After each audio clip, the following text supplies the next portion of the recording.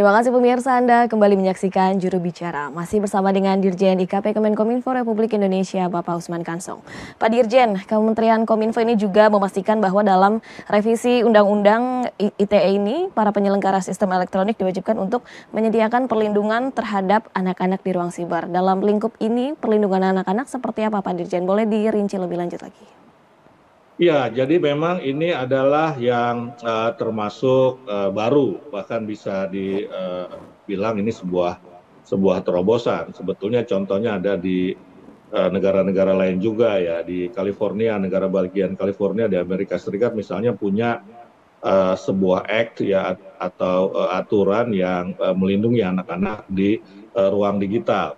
Nah, dalam revisi undang-undang revisi kedua atau perubahan kedua undang-undang ITE ini, para penyelenggara sistem elektronik diwajibkan untuk menyediakan pelindungan ya, istilahnya pelindungan untuk anak-anak di ruang siber.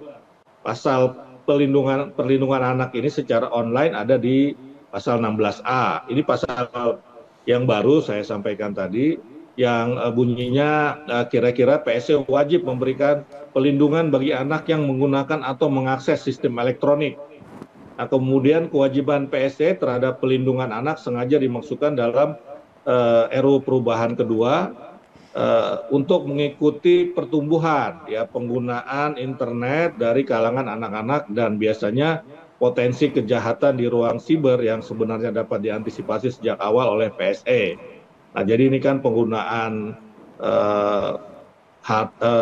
handphone ataupun smartphone ini kan semakin meluas sampai ke anak-anak. Artinya anak-anak pun sekarang sudah menggunakan ataupun mengakses internet. Karena itu perlu diberikan perlindungan. Nah, pelindungan yang diberikan PSE terhadap hak anak mencakup diantaranya penggunaan produk, layanan, hingga fitur yang dikembangkan.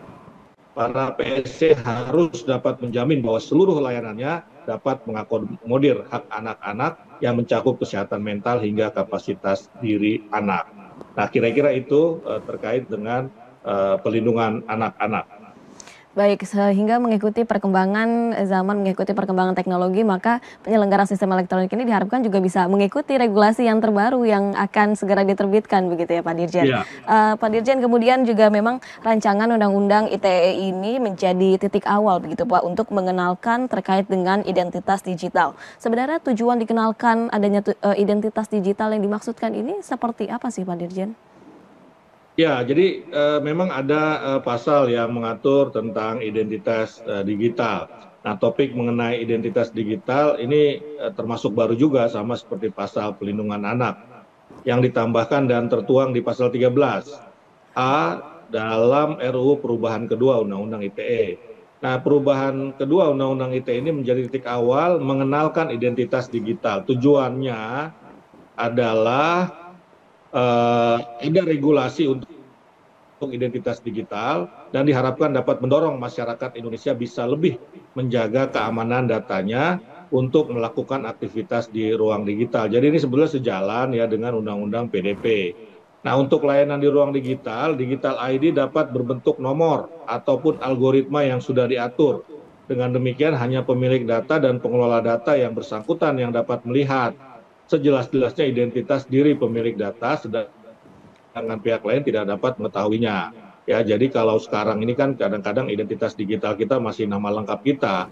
Orang tahu siapa pemilik akun ini begitu. Nah, nanti itu yang bisa mengetahui identitasnya ya adalah hanya pemilik dan pengelola data.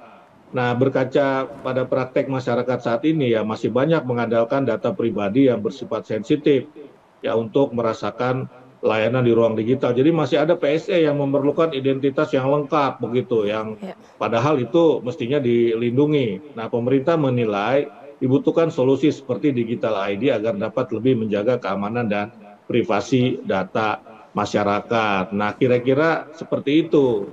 Ya, dan Baik. ya ini penting bagi penyelenggara sistem elektronik untuk mematuhinya begitu.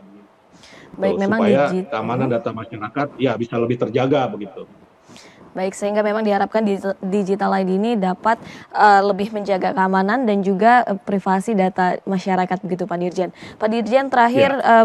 bagaimana tanggapan Pak Dirjen mengenai anggapan bahwa masyarakat ini masih saja tidak dilibatkan dan menuding bahwa revisi undang-undang ini tidak menyelesaikan pasal karet Undang-Undang ITE yang sebelumnya begitu Pak. Apakah memang masyarakat sempat dilibatkan untuk membahas rancangan Undang-Undang ITE yang baru ini Pak Dirjen?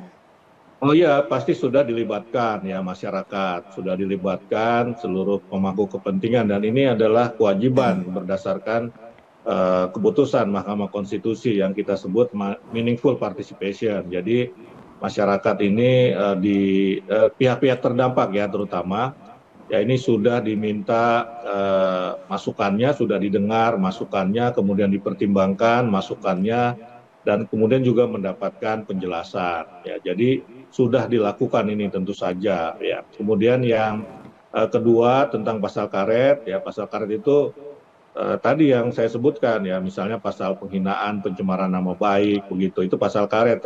Tetapi kan sudah diatur lebih rinci lagi begitu. Ya, mana yang bisa dikenakan Undang-Undang ITE pasal 27 tadi, ya tetapi kalau untuk kepentingan publik dan untuk pembelaan diri tentu tidak bisa dikenakan. Ya artinya ini kan memberikan kepastian hukum. Ya kalau pasal karet kan tidak ada kepastian hukum. Nah jadi saya kira pasal karetnya sudah tidak ada lagi begitu ya karena sudah adanya pengecualian-pengecualian. Kira-kira begitu.